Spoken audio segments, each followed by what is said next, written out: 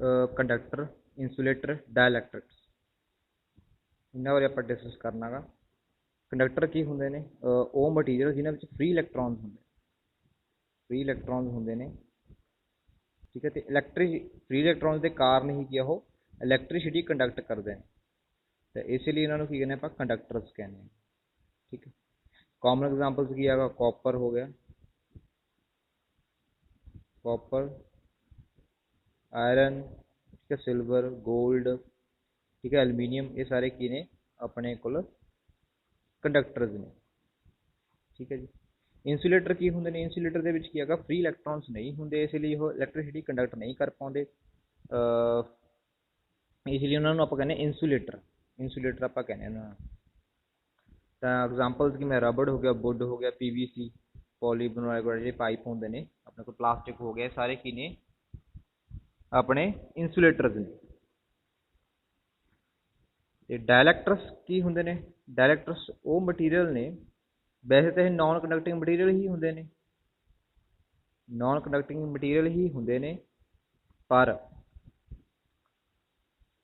की है ਜਦੋਂ ਇਹਨਾਂ ਨੂੰ ਆਪਾਂ ਕਿਸੇ ਇਲੈਕਟ੍ਰਿਕ ਫੀਲਡ ਦੇ ਅੰਡਰ ਰੱਖ ਦਿਆਂਗੇ, ਠੀਕ ਹੈ, ਤਾਂ ਇਹਨਾਂ ਤੇ ਇੰਡਿਊਸਡ ਇਲੈਕਟ੍ਰਿਕ ਫੀਲਡ ਪ੍ਰੋਡਿਊਸ ਹੋ ਜਾਂਦਾ, ਜੇ ਆਪਾਂ ਕਹਿ ਸਕਦੇ ਹਾਂ ਕਿ ਇੰਡਿਊਸਡ ਚਾਰਜ ਇਹਨਾਂ ਤੇ ਪ੍ਰੋਡਿਊਸ ਹੋ ਜਾਂਦਾ, ਠੀਕ ਹੈ। ਜੇ ਆਪਾਂ ਕਿਸੇ ਨॉन ਕੰਡਕਟਿੰਗ ਮਟੀਰੀਅਲ ਨੂੰ, ਠੀਕ ਹੈ, ਉਹ ਨॉन ਕੰਡਕਟਿੰਗ ਮਟੀਰੀਅਲ ਜਿਨ੍ਹਾਂ ਨੂੰ ਆਪਾਂ ਐਕਸਟਰਨਲ ਇਲੈਕਟ੍ਰਿਕ ਫੀਲਡ ਦੇ ਅੰਡਰ ਰੱਖ ਦਿਆਂਗੇ, ਤਾਂ ਉਹਨਾਂ ਤੇ ਇੰਡਿਊਸਡ ਚਾਰਜ ਪ੍ਰੋਡਿਊਸ ਹੋ ਜਾਂਦਾ ਗਾ, ਉਹਨਾਂ ਨੂੰ ਆਪਾਂ ਕਹਿੰਦੇ ਆ ਡਾਇਲੈਕਟ੍ਰਿਕਸ। ਹੁਣ ਅੱਗੇ ਟਾਈਪਸ ਕਰਾਂਗੇ, ਇਹ ਆਰਟੀਕਲ ਤੋਂ ਬਾਅਦ ਆਪਣੇ ਅੱਗੇ ਟਾਈਪਸ ਕਰਾਂਗੇ ਕਿ ਡਾਇਲੈਕਟ੍ਰਿਕਸ ਕਿਹੜੇ ਹੁੰਦੇ ਨੇ, ਠੀਕ ਹੈ। ਆਮ ਤੌਰ 'ਤੇ ਜਿਹੜੀ ਏਅਰ ਆ ਉਹ ਵੀ ਡਾਇਲੈਕਟ੍ਰਿਕ ਆ ਗਈ, H2 gas, hydrogen gas, glass, mica, ਇਹ ਸਾਰੇ ਕੀ ਨੇ? ਡਾਇਲੈਕਟ੍ਰਿਕ ਦੀ ਐਗਜ਼ਾਮਪਲਸ ਨੇ, ਓਕੇ। ਜਿਹੜਾ ਮੇਨ ਆਰਟੀਕਲ ਹੈਗਾ ਉਹ ਹੈਗਾ ਗਾ ਆਪਣੇ ਕੋਲ ਕੰਡਕਟਰ ਨੂੰ ਜਦੋਂ ਆਪਾਂ ਇਲੈਕਟ੍ਰੋਸਟੈਟਿਕ ਫੀਲਡ ਵਿੱਚ ਰੱਖ ਦਿਆਂਗੇ ਤਾਂ ਉਹ ਕਿਸ ਤਰ੍ਹਾਂ ਬਿਹੇਵ ਕਰਦਾ ਗਾ, ठीक है जी। मतलब कोई बॉडी कंडक्टर है, ठीक है, इन्हू मैं इलैक्ट्रोस्टैटिक फील्ड के अंडर रखता, ठीक है, इलैक्ट्रोस्टैटिक फील्ड के अंडर रखता तो यह किस तरह बिहेव करूगा, ठीक है। वो की ऑब्जरवेशनस ने, इलैक्ट्रोस्टैटिक फील्ड की अगर कुछ यूनीफॉर्म इलैक्ट्रोस्टैटिक फील्ड है, ये आप लगा रहे हैं कि इधरों अपने को की होगा पॉजिटिव डायरेक्शन होगी, इधरों नैगेटिव, मतलब फील्ड की डायरेक्शन की होगी इधर ਨੂੰ होगी, ठीक है जी, फ्रॉम लैफ्ट टू राइट वाल। बॉडी ਨੂੰ ਜਦੋਂ ਆਪਾਂ ਇਹ ਜਿਹੜੀ ਬॉडी ਹੈਗੀ, ਧਿਆਨ ਰੱਖਣਾ ਇਹ ਕੀ ਹੈਗੀ? ਕੰਡਕਟਰ ਆ ਗਈ। ਆਪਾਂ ਕੰਡਕਟਰ ਦੀ ਗੱਲ ਕਰ ਰਹੇ ਹਾਂਗੇ। ਕੰਡਕਟਰ ਨੂੰ ਜਦੋਂ ਇਲੈਕਟ੍ਰੋਸਟੈਟਿਕ ਫੀਲਡ ਦੇ ਵਿੱਚ ਰੱਖ ਦਿਆਂਗੇ ਤਾਂ ਉਹ ਕਿਸ ਤਰ੍ਹਾਂ ਬਿਹੇਵ ਕਰਦਾ, ਸਾਡੀਆਂ ਕੀ ਆਬਜ਼ਰਵੇਸ਼ਨਸ ਨੇ ਉਹ ਆਪਾਂ ਡਿਸਕਸ ਕਰਾਂਗੇ, ਠੀਕ ਹੈ ਜੀ। ਤਾਂ ਜਿਹੜੀ ਪਹਿਲੀ ਆਬਜ਼ਰਵੇਸ਼ਨ ਕੀ ਹੈਗੀ? Net electric field intensity in the interior of conductor is zero. ਵੀ ਅੰਦਰ ਜਿਹੜੀ ਕੰਡਕਟਰ ਦੇ ਇਲੈਕਟ੍ਰਿਕ ਫੀਲਡ ਹੋਊਗਾ ਉਹ ਕੀ ਹੋਊਗਾ? ਨੈਟ ਇਲੈਕਟ੍ਰਿਕ ਫੀਲਡ ਕੀ ਹੋਊਗਾ? ਜ਼ੀਰੋ ਹੋਊਗਾ। ਹੁਣ ਕਿਉਂ ਹੋਊਗਾ ਦੇਖੋ, ਉਹਦੇ ਮੰਨ ਲਓ ਫੋਰ ਐਗਜ਼ਾਮਪਲ ਇੱਕ ਕੰਡਕਟਰ ਹੈਗਾ, ਜੇ ਕੰਡਕਟਰ ਆ ਤਾਂ ਉਹਦੇ ਵਿੱਚ ਫ੍ਰੀ ਇਲੈਕਟ੍ਰੋਨ ਵੀ ਹੋਣਗੇ। ਜੇ ਫ੍ਰੀ ਇਲੈਕਟ੍ਰੋਨ ਨੇ, ਹੁਣ ਜੇ ਆਪਣੇ ਕੋਲ ਇਲੈਕਟ੍ਰੋਨ ਹੈਗਾ, ਇਲੈਕਟ੍ਰੋਨ ਤੇ ਨੈਗੇਟਿਵ ਚਾਰਜ ਹੁੰਦਾ ਗਾ, ਤਾਂ ਇਲੈਕਟ੍ਰੋਨ ਤੇ ਨੈਗੇਟਿਵ ਚਾਰਜ ਜਿਹੜੀ ਫੋਰਸ ਕੀ ਲੱਗੂਗੀ ਆਪਣੇ ਕੋਲ? ਫੋਰਸ ਕੀ ਹੋਊਗੀ ਆਪਣੇ ਕੋਲ? -E, ਠੀਕ ਹੈ। ਤੁਹਾਨੂੰ ਪਤਾ ਨਾ ਫੋਰਸ ਕੀ ਹੁੰਦਾ? QE ਵੈਕਟਰ ਹੁੰਦਾ ਫੋਰਸ। ਹੁਣ ਧਿਆਨ ਦੇਖੋ, ਮਾਈਨਸ ਦਾ ਮਤਲਬ ਕੀ ਹੈਗਾ? ਜਿਹੜੀ ਫੋਰਸ ਆ ਉਹ ਲੱਗੂਗੀ ਇਹਨਾਂ, ਜੇ ਆਪਣੇ ਕੋਲ ਨੈਗੇਟਿਵ ਚਾਰਜ ਆ ਤਾਂ ਉਹ ਇੱਧਰ ਨੂੰ ਫੋਰਸ ਐਕਸਪੀਰੀਅੰਸ ਕਰੂਗੀ, ਠੀਕ ਹੈ। ਕਿੱਧਰ ਨੂੰ? ਫਰੋਮ ਰਾਈਟ ਟੂ ਲੈਫਟ ਵੱਲ, ਠੀਕ ਹੈ। ਤਾਂ ਇਹ ਚਾਰਜ ਇੱਧਰ ਨੂੰ ਮੂਵ ਕਰੂਗਾ, ਫ੍ਰੀ ਇਲੈਕਟ੍ਰੋਨਸ ਮੂਵ ਇੱਧਰ ਨੂੰ ਕਰਨਗੇ, ਓਕੇ ਜੀ। ਤਾਂ ਆਪਣੇ ਕੋਲ ਜਿਹੜਾ ਚਾਰਜ ਹੈਗਾ ਇਹ ਕਿੱਥੇ ਆਣਗੇ? ਇੱਧਰਲੀ ਸਾਈਡ 'ਤੇ ਮੂਵ ਆਊਟ ਹੋ ਜਾਣਗੇ, ਮੂਵ ਹੋ ਜਾਣਗੇ, ਠੀਕ ਹੈ ਜੀ। ਸਿਮਿਲਰਲੀ ਫਿਰ ਇੱਧਰਲੀ ਸਾਈਡ 'ਤੇ ਕੀ ਰਹਿਣਗੇ? ਇਕੱਲੇ ਪਲੱਸ ਚਾਰਜ ਹੀ ਰਹਿ ਜਾਣਗੇ, ਓਕੇ। ਜਿੰਨੇ ਵੀ ਚਾਰਜ ਨੇ, ਨੈਗੇਟਿਵ ਚਾਰਜ ਕਿੱਧਰਲੀ ਸਾਈਡ 'ਤੇ ਚਲੇ ਜਾਣਗੇ? ਆਪਣੇ ਲੈਫਟ ਸਾਈਡ 'ਤੇ ਚਲੇ ਜਾਣਗੇ। ਪੋਜ਼ੀਟਿਵ ਚਾਰਜ ਸਾਡੀ ਰਾਈਟ ਸਾਈਡ 'ਤੇ ਚਲੇ ਜਾਣਗੇ, ਸਰਫੇਸ ਦੇ ਬੋਡੀ ਦੇ ਐਨ ਪੂਰੇ ਸਰਫੇਸ 'ਤੇ ਚਲੇ ਜਾਣਗੇ, ਠੀਕ ਹੈ ਜੀ। ਹੁਣ ਧਿਆਨ ਦਿਓ, ਨੈਗੇਟਿਵ ਚਾਰਜ ਇੱਕ ਪਾਸੇ ਨੇ, ਪੋਜ਼ੀਟਿਵ ਚਾਰਜ ਇੱਕ ਪਾਸੇ ਨੇ, ਤਾਂ ਕੀ ਹੋਊਗਾ? ਅੰਦਰ ਫੀਲਡ ਸੈਟਅਪ ਹੋ ਗਿਆ। ਕਿਹੜਾ ਫੀਲਡ ਸੈਟਅਪ ਹੋ ਗਿਆ? ਉਹ ਜਿਹੜਾ ਫੀਲਡ ਹੋਊਗਾ ਉਹਦੀ ਡਾਇਰੈਕਸ਼ਨ ਕੀ ਹੋਊਗੀ? ਫੀਲਡ ਦੀ ਡਾਇਰੈਕਸ਼ਨ ਹਮੇਸ਼ਾ ਹੁੰਦੀ ਹੈਗੀ ਪੋਜ਼ਿਟਿਵ ਟੂ ਨੈਗੇਟਿਵ ਹੁੰਦੀ ਹੈ। ਤਾਂ ਫੀਲਡ ਕਿਹੜਾ ਇੱਧਰ ਨੂੰ ਸੈਟਅਪ ਹੋ ਗਿਆ? ਇੱਧਰ ਨੂੰ, ਉਹਨੂੰ ਆਪਾਂ ਕਹਾਂਗੇ ਇੰਡਿਊਸਡ ਫੀਲਡ EP, ਠੀਕ ਆ।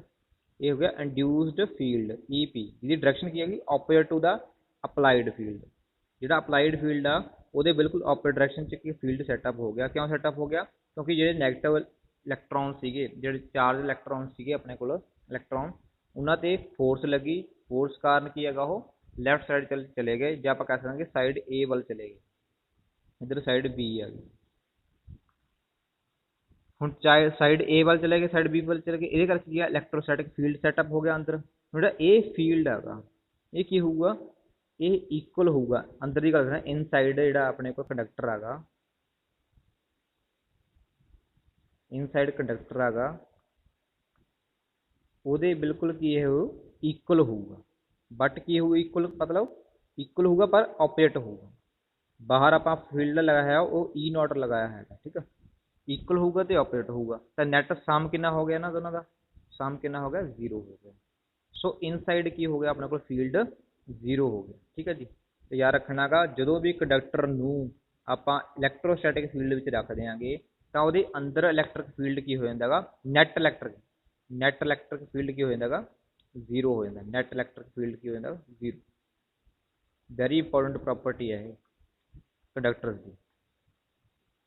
ਤਾਂ ਨੈਟ ਇਲੈਕਟ੍ਰਿਕ ਫੀਲਡ ਕੀ ਹੋ ਜਾਊਗਾ, 0 ਹੋ ਜਾਊਗਾ ਇਹਦੇ ਕੰਡਕਟਰ ਦੇ ਇਨਸਾਈਡ।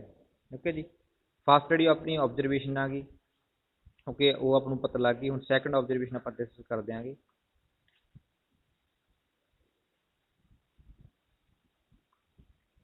ਹਾਂਜੀ, ਸੈਕੰਡ ਆਬਜ਼ਰਵੇਸ਼ਨ ਕੀ ਹੈ ਜੀ, ਸੈਕੰਡ ਜਿਹੜੀ ਆਬਜ਼ਰਵੇਸ਼ਨ ਆ ਗਈ ਹੈ ਕਿ ਜਿਹੜਾ ਇਲੈਕਟ੍ਰਿਕ ਫੀਲਡ ਹੈਗਾ, ਜਿਹੜਾ just outside the charge conductor, ਜਿਹੜਾ ਚਾਰਜ ਕੰਡਕਟਰ ਹੈਗਾ ਉਹਦੇ ਪਰਪੈਂਡੀਕੂਲਰ ਹੋਊਗਾ। ਹੁਣ ਤੁਹਾਨੂੰ ਦੱਸਦਾ ਵੀ ਕਿਵੇਂ।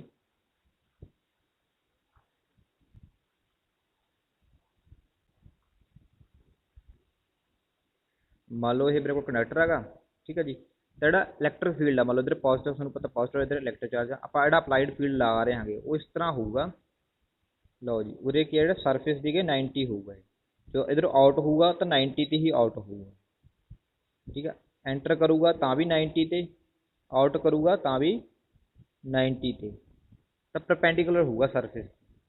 ਇਸ ਤਰ੍ਹਾਂ ਕਿਉਂ, ਮੰਨ ਲਓ ਆਪਾਂ ਸਪੋਜ਼ ਕਰ ਲੈਂਦੇ ਹਾਂ ਵੀ ਇਸ ਤਰ੍ਹਾਂ ਨਹੀਂ ਹੈਗਾ ਬਾਈ, ਆਪਾਂ ਸਪੋਜ਼ ਕਰ ਲਿਆ ਵੀ ਟੈਂਜੈਂਸ਼ੀਅਲ ਹੈਗਾ। ਟੈਂਜੈਂਸ਼ੀਅਲ ਦਾ ਮਤਲਬ ਆੜੀ ਬੋਡੀ ਹੈਗੀ, ਇਹਦੇ ਆਪਣੇ ਕੋਲ ਉਹ ਟੈਂਜੈਂਸ਼ੀਅਲ ਹੈਗਾ E cos θ, ਮਤਲਬ ਕਿਸੇ ਐਂਗਲ ਬਣਾ ਰਿਹਾ ਹੈਗਾ E ਵੈਕਟਰ ਐਂਗਲ ਥੀਟਾ ਬਣਾ ਰਿਹਾ ਹੈਗਾ ਕਿਹਦੇ ਨਾਲ, ਟੈਂਜੈਂਸ਼ੀਅਲ ਕੰਪੋਨੈਂਟ। ਹੁਣ ਟੈਂਜੈਂਸ਼ੀਅਲ ਕੰਪੋਨੈਂਟ ਕੀ ਹੁੰਦਾ ਗਾ, ਟੈਂਜੈਂਸ਼ੀਅਲ ਕੰਪੋਨੈਂਟ ਉਹ ਹੁੰਦਾ ਗਾ ਜਿਹੜਾ ਸਰਫੇਸ ਦੀ ਕੀ ਹੈਗਾ, ਸਰਫੇਸ ਜਿਹੜਾ ਪੁਆਇੰਟ ਹੈਗਾ ਉਹਨੂੰ ਸਿਰਫ ਟੱਚ ਕਰਕੇ ਲੰਘੇ, ਠੀਕ ਹੈ, ਟੱਚ ਕਰਕੇ ਲੰਘੇ, ਠੀਕ ਹੈ। ਇਹ ਜਿਹੜਾ ਕੰਪੋਨੈਂਟ ਹੋ ਗਿਆ ਸਾਡੇ ਕੋਲ ਟੈਂਜੈਂਸ਼ੀਅਲ ਕੰਪੋਨੈਂਟ ਹੋ ਗਿਆ।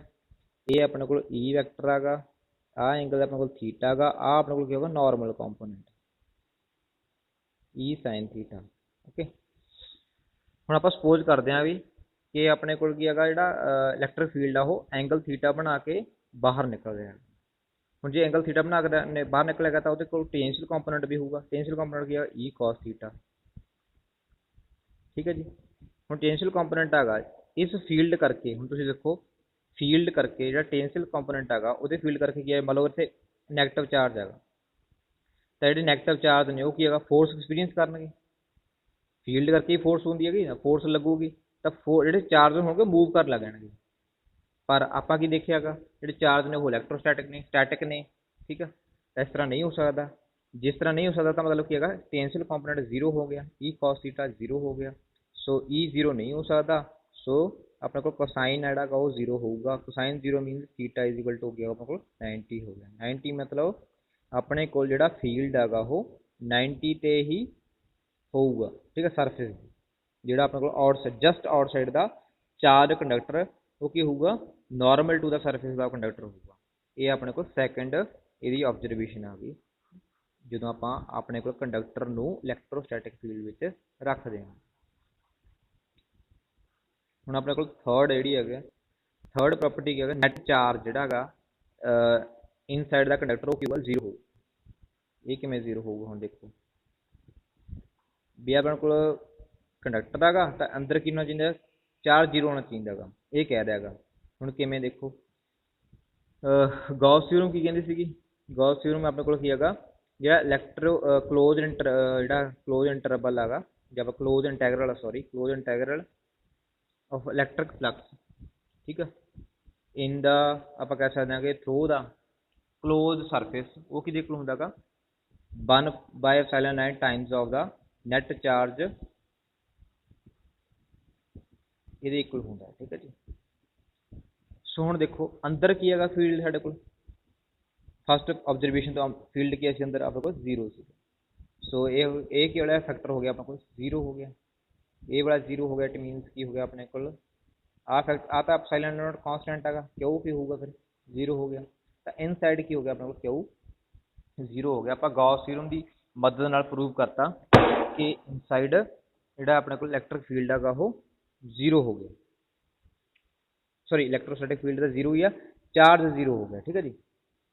तो हुण दो ही चीज़ां, इनसाइड चार्ज भी नैट चार्ज भी 0 आ ते फील्ड भी 0 आ, ये याद रखना।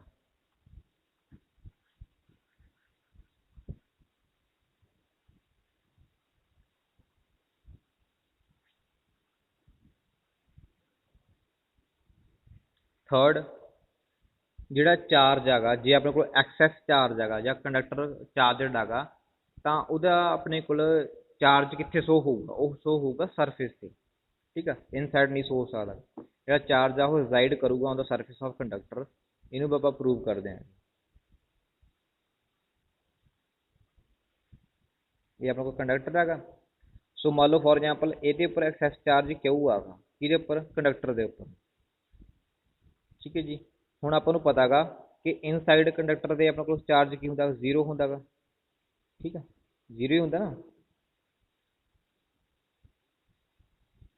ਉਹ ਆਪਾਂ ਪ੍ਰੂਵ ਕਰ ਦਾਂਗੇ ਹੁਣ। ਦੇਖੋ ਹਾਂਜੀ, ਜਿਹੜਾ ਆਪਾਂ ਆਹ ਸਰਫੇਸ ਡਰਾ ਕੀਤਾ ਇਹਨੂੰ ਕਹਾਂਗੇ ਗਾਸੀਅਨ ਸਰਫੇਸ। ਠੀਕ ਹੈ ਜੀ, ਗਾਸੀਅਨ ਸਰਫੇਸ ਆਪਾਂ ਇਮੈਜਨਰੀ ਸਰਫੇਸ ਲੈਣਾ ਹੁੰਦਾ ਗਾ। ਠੀਕ ਆ, ਇਮੈਜਨਰੀ ਸਰਫੇਸ ਆਪਾਂ ਸਪੋਜ਼ ਕਰ ਲਿਆ ਤਾਂ ਜਦੋਂ ਆਪਾਂ ਗੌਸ ਥਿਊਰਮ ਦੇ ਅਕੋਰਡਿੰਗ ਦੇਖਾਂਗੇ ਤਾਂ ਇਲੈਕਟ੍ਰਿਕ ਫੀਲਡ ਕੀ ਇੱਥੇ 0 ਆਗਾ। ਇਲੈਕਟ੍ਰਿਕ ਫੀਲਡ 0 ਆ ਤਾਂ ਚਾਰਜ ਵੀ ਇਨਸਾਈਡ 0 ਹੋਊਗਾ। ਸੋ ਜੇ ਆਪਾਂ ਜਸਟ ਠੀਕ ਹੈ ਇਨਸਾਈਡ ਲਵਾਂਗੇ, ਜਸਟ ਇਨਸਾਈਡ, ਤਾਂ ਵੀ ਆਪਣੇ ਕੋਲ ਕੀ ਹੈਗਾ ਗਾਸੀਅਨ ਸਰਫੇਸ ਕੀ ਹੋਊਗਾ, ਇਨਸਾਈਡ ਲਵਾਂਗੇ ਤਾਂ ਵੀ ਆਪਣੇ ਕੋਲ ਚਾਰਜ ਕੀ ਹੋਊਗਾ 0 ਹੋਊਗਾ। ਤਾਂ ਫਿਰ ਚਾਰਜ ਰਿਜ਼ਾਈਡ ਕਿੱਥੇ ਕਰਦਾ ਹੈਗਾ, ਇਨਸਾਈਡ ਤਾਂ 0 ਆਗਾ, ਤਾਂ ਚਾਰਜ ਰਿਜ਼ਾਈਡ ਕਰੂਗਾ ਸਰਫੇਸ ਤੇ। ਜਿੰਨਾ ਵੀ ਚਾਰਜ ਆ ਉਹ ਸਰਫੇਸ ਤੇ ਹੋਊਗਾ, ਕੰਡਕਟਰ ਦੇ इनसाइड 0 होगा, ध्यान रखना है। Inside will be 0। हाँ जी सर, क्लास ला रहे हैं। इनसाइड की होगा 0 होगा। ठीक है जी, याद रखना है अपने। तो कंडक्टर के उपर चार्ज सरफेस ते ही होगा, इनसाइड 0 होगा। फिफ्थ डी अपने को ऑब्जरवेशन है वो है अपने को इलैक्ट्रिक। देखो अपने को इनसाइड चार्ज 0 हो गया, फील्ड भी 0 हो गया। हम आप करांगे पोटेंशियल की गल। पोटेंशियल की होगा इनसाइड, वो देख रहे हैं। एक आर्टिकल किया सी आपां ने, वो कीता सीगा पोटेंशियल ग्रेडियंट वाला। वो की सी अपने को electric field minus dV upon dr, negative of the potential gradient. ठीक है जी, यही होंगे ना। तो अपने को dV की हो गया अपने को माइनस ई dr। हम इनसाइड की ई 0 आ, सो dV की हो जाएगा फिर 0 हो गया। dV का मतलब डेरिवेटिव ऑफ पोटेंशियल या change in the potential. Okay, we can see change in the potential inside. ए की हो गया 0 हो गया, चेंज 0 हो गया, इट मीनस क्या कांस्टेंट आ, वी की अपने को कांस्टेंट। सो इनसाइड की इलैक्ट्रिक पोटेंशियल की कांस्टेंट होंगे conductor. Inside Q 0, field 0, but जो पोटेंशियल आ वो कांस्टेंट होगा। ठीक है, इनसाइड भी and also on the surface of the conductor. Okay, ये ਤਿੰਨੇ ਗੱਲਾਂ याद रखनिया ने। कंडक्टर ਦੇ ਜਦੋਂ ਆਪਾਂ ਨੂੰ ਇਲੈਕਟ੍ਰੋਸਟੈਟਿਕ ਫੀਲਡ ਵਿੱਚ ਰੱਖ ਦਿਆਂਗੇ ਤਾਂ ਇਨਸਾਈਡ ਕਿਊ 0, ਇਲੈਕਟ੍ਰਿਕ ਫੀਲਡ 0, ਜਿਹੜੀ ਆਪਣੇ ਕੋਲ ਇਲੈਕਟ੍ਰਿਕ ਪੋਟੈਂਸ਼ੀਅਲ ਹੈਗਾ ਉਹ ਕਾਂਸਟੈਂਟ ਹੋਊਗਾ also inside and on the surface of the conductor. Okay जी, हुण अगली अपने को 6th जी ऑब्जरवेशन है वो क्या, सरफेस चार्ज डेंसिटी। ऑब्जरवेशन भी सरफेस चार्ज डेंसिटी पहले आप गल करते हैं भी की होंगी है।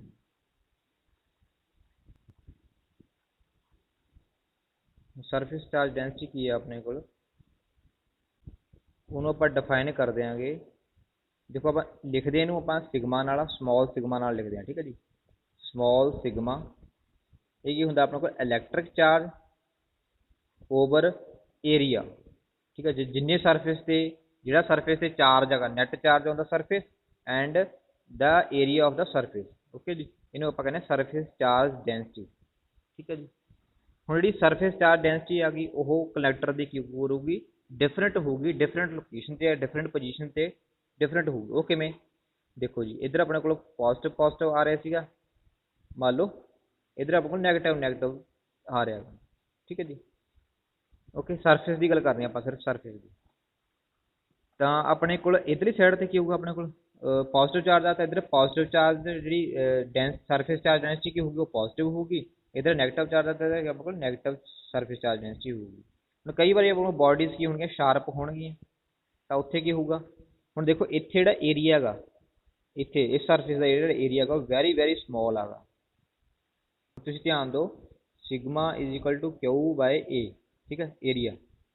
ਹੁਣ ਜੇ area is very very small then sigma will be very very large, sigma large ਹੋਊਗਾ। ਤਾਂ ਇਸ ਕੇਸ 'ਚ sigma ਕੀ ਹੋਊਗਾ large ਹੋਊਗਾ। ਠੀਕ ਹੈ ਜੀ। ਜਿੱਥੇ ਆਪਣੇ ਕੋਲ ਏਰੀਆ ਸ਼ਾਰਪ ਆਗਾ ਜਾਂ ਸ਼ਾਰਪ ਪੁਆਇੰਟਸ ਹੋਣਗੇ ਉੱਥੇ ਕੀ ਹੋਊਗੀ ਸਰਫੇਸ ਚਾਰਜ ਡੈਂਸਿਟੀ ਬਹੁਤ ਜ਼ਿਆਦਾ ਹੋਊਗੀ, ਜਿਸ ਕਰਕੇ ਉੱਥੋਂ ਜਿਹੜਾ ਚਾਰਜ ਆ ਉਹ ਲੀਕ ਹੋ ਸਕਦਾ ਗਾ। ਤੁਸੀਂ ਆਮ ਦੇਖੋ ਜਿਹੜੇ ਆਪਣੇ ਕੋਲ ਜਿਸ ਚਾਰਜ ਲੀਕ ਹੁੰਦਾ ਗਾ ਵੈਸੇ ਉਹ ਕੀ ਹੁੰਦੇ ਨੇ ਐਜ ਸ਼ਾਰਪ ਹੁੰਦੇ ਨੇ। ਸ਼ਾਰਪ ਕਿਉਂ ਹੁੰਦੇ ਨੇ ਕਿਉਂਕਿ ਉਸ 'ਤੇ ਸਰਫੇਸ ਚਾਰਜ ਡੈਂਸਿਟੀ ਨੂੰ ਆਪਾਂ ਨੇ ਹਾਈ ਕਰਨਾ ਹੁੰਦਾ। ਠੀਕ ਹੈ, ਇਹ ਯਾਦ ਰੱਖਣਾ ਵਾ। ਲਾਸਟ ਜਿਹੜਾ ਆਪਣੇ ਕੋਲ ਰਹਿ ਗਿਆ ਉਹ ਆਪਾਂ ਕਰ ਦਿਆਂਗੇ।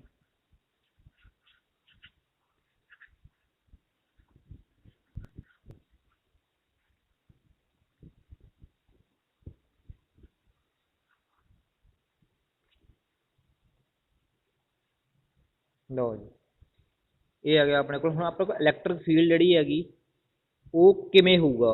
ਆਪਣਾ ਇਲੈਕਟ੍ਰਿਕ ਫੀਲਡ ਹੈਗਾ ਜਾਂ ਆਪਣੇ ਕੋਲ electric field at the surface of charge conductor ਉਹ ਕੀ ਹੋਊਗਾ ਜਾਂ ਆਪਾਂ ਕਹਿ ਸਕਦੇ ਹਾਂਗੇ ਸਰਫੇਸ ਚਾਰਜ ਡੈਂਸਿਟੀ ਕਿਹੋ ਜਿਹੀ ਹੋਊਗੀ। ਠੀਕ ਹੈ ਜੀ। ਕਿਹਦੇ 'ਤੇ ਆਪਣੇ ਕੋਲ ਕੰਡਕਟਰ 'ਤੇ। ਠੀਕ ਹੈ ਜੀ। ਕੰਡਕਟਰ ਆਪਾਂ ਲੈ ਲੈਣਾ ਗਾ ਕੋਈ, ਇਹ ਕੰਡਕਟਰ ਲੈ ਲਿਆ ਜੀ। ਠੀਕ ਹੈ। ਹੁਣ ਤੁਹਾਨੂੰ ਪਤਾ ਵੀ ਇਨਸਾਈਡ ਕੀ ਆ ਫੀਲਡ 0 ਹੈਗਾ। ਠੀਕ ਆ। ਸਰਫੇਸ 'ਤੇ ਕੋਈ ਫੀਲਡ ਹੋਊਗਾ ਤਾਂ ਆਪਾਂ ਗਾਸੀਅਨ ਸਰਫੇਸ ਡਰਾ ਕਰਨਾ ਗਾ। ਗਾਸੀਅਨ ਕਿਹੋ ਜਿਹਾ ਲੈਣਾ ਗਾ ਸਿਲੰਡਰੀਕਲ ਲੈਣਾ ਗਾ। ਠੀਕ ਹੈ ਜੀ। ਸਿਲੰਡਰੀਕਲ ਲੈਣਾ ਗਾ। ਜਿਹੜਾ ਆਪਣੇ ਕੋਲ ਏਰੀਆ ਹੈਗਾ ਉਹ ਆਪਾਂ ਲੈ ਲਿਆ ds, ਇੱਥੇ ਏਰੀਆ ਲੈ ਲਿਆ ds ਵੈਕਟਰ। ਫੀਲਡ ਵੀ ਤੁਹਾਨੂੰ ਪਤਾ ਫੀਲਡ ਕੀ ਹੁੰਦਾ ਨਾਰਮਲ ਹੁੰਦਾ ਸਰਫੇਸ 'ਤੇ। ਠੀਕ ਹੈ। ਓਕੇ ਜੀ। ਹੁਣ ਦੇਖੋ ਤਿੰਨ ਸਰਫੇਸ ਨੇ, ਇੱਕ ਤਾਂ ਇਹ ਵਾਲਾ ਸਰਫੇਸ ਹੋ ਗਿਆ ਕਰਵਡ ਸਰਫੇਸ ਹੋ ਗਿਆ, ਇੱਕ ਵਾਲਾ ਆਪਣੇ ਕੋਲ ਨੀਚੇ ਜਿਹੜਾ ਬੇਸ ਸਰਫੇਸ ਹੈਗਾ, ਇੱਕ ਆਹ ਵਾਲਾ ਸਰਫੇਸ ਹੈ। ਤਿੰਨ ਸਰਫੇਸ ਨੇ। ਜਿਹੜਾ ਕਰਵਡ ਸਰਫੇਸ ਹੈਗਾ ਠੀਕ ਆ ਕਲੀਅਰਲੀ ਸਾਡਾ ਫੀਲਡ ਕੀ ਆ ਫੀਲਡ ਦੀ ਡਾਇਰੈਕਸ਼ਨ ਇੱਧਰ ਨੂੰ ਹੈਗਾ। ਠੀਕ ਆ। ਨਾਰਮਲ ਆ ਗਈ। ਕਰਵਡ ਸਰਫੇਸ ਦੇ ਜਿਹੜੇ ਆਪਣੇ ਕੋਲ ਵੈਕਟਰ ਆ ਉਹ ਇੱਧਰ ਨੂੰ ਆ। ਐਂਗਲ ਕਿੰਨਾ ਹੋ ਗਿਆ 90 ਹੋ ਗਿਆ। ਸੋ ਇੱਥੇ ਕੀ ਹੈਗਾ ਜਿਹੜਾ ਫਲਕਸ ਹੈਗਾ ਉਹ 0 ਹੋ ਜੂਗਾ। ਕਰਵਡ ਸਰਫੇਸ 0 ਹੋ ਗਿਆ, ਇਨਸਾਈਡ 0 ਹੋ ਗਿਆ, ਬਸ ਆ ਰਹਿ ਗਿਆ ਆਊਟਸਾਈਡ। ਆਊਟਸਾਈਡ 'ਤੇ ਕੀ ਹੈਗਾ ਨਾਰਮਲ ਹੈਗਾ। ਸੋ ਇਸ ਤਰ੍ਹਾਂ ਕੋਲ ਗੌਸ ਥਿਊਰਮ ਅਪਲਾਈ ਕਰੋ। ਗੌਸ ਥਿਊਰਮ ਦੇ ਅਕੋਰਡਿੰਗ ਆਪਣੇ ਕੋਲ ਜਿਹੜਾ ਟੋਟਲ ਇਲੈਕਟ੍ਰਿਕ ਫਲਕਸ ਹੋਊਗਾ ਉਹ ਕਿਊ ਬਾਏ ਐਪਸਾਈਲਨ ਨੌਟ ਹੋਊਗਾ।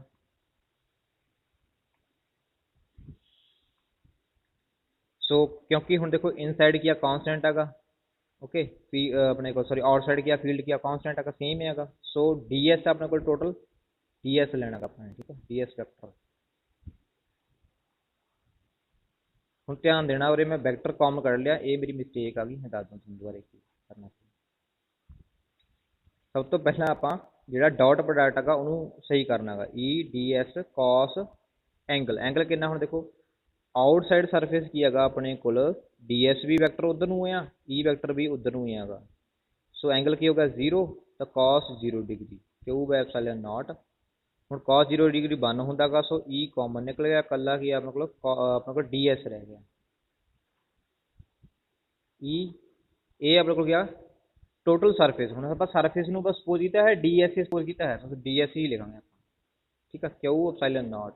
ਹੁਣ ਪਿੱਛੇ ਆਪਾਂ ਸਰਫੇਸ ਚਾਰਜ ਡੈਂਸਿਟੀ ਡਿਫਾਈਨ ਕੀਤੀ ਸੀ ਉਹ ਕੀ ਸੀ ਆਪਣੇ ਕੋਲ ਸਿਗਮਾ ਇਜ਼ ਇਕੁਅਲ ਟੂ ਹਾਂਜੀ total charge and the area of the surface. ਠੀਕ ਹੈ divided by area of the surface. ਤਾਂ ਕਿਊ ਆਪਣੇ ਕੋਲ ਕੀ ਆ ਗਿਆ ਸਿਗਮਾ ds। ਤਾਂ ਇੱਥੇ ਵੈਲਿਊ ਭਰੋ।